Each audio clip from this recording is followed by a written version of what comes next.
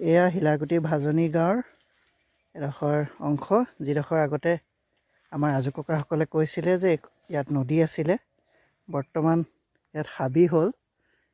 কিন্তু ইয়াত মন কৰিবলগীয়া এটা বস্তু এটা হৈছে কি, ইয়াত আজিও নদীৰ হোৱা চিন আছে, যিটো আমি নৰ্মেলি ৰিভাৰ মিণ্ডাৰিং বুলি কওঁ। ইয়াত আপোনালোকে চাব পাৰে, য'ত মানে পানী যোৱা বা নৈ থকা এটা অৱশিষ্ট বুলিয়ে ক'ব লাগিব, যিটো আজিও প্ৰমাণ হিচাপে দেখা যায়। এয়া চাওক, যিটো মানে এনেকৈ নৈ বৈ যোৱা এটা চিন। ককাহঁতে কোৱা মতে এটা সময়ত নৈ আছিলে, তাৰপৰা এৰাসুতি হ'ল।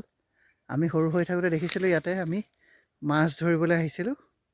তাৰপিছত এতিয়া দেখিছে আপোনালোকে যে ইয়াতে গোটেই হাবি হ'ল। বহুত ভাল ভাল বনৌষধি আছে, কিছুমান ধৰিব পাৰি।